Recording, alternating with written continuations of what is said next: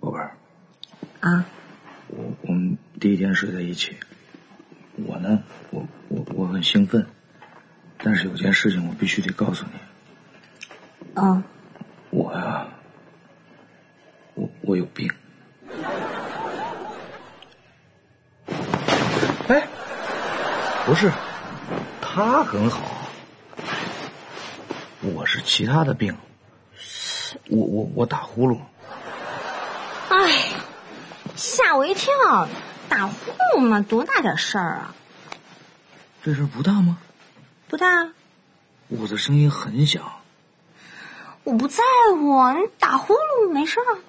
你还是戴上耳塞吧，我怕明天影响你休息。我打呼噜，我妈都打过我。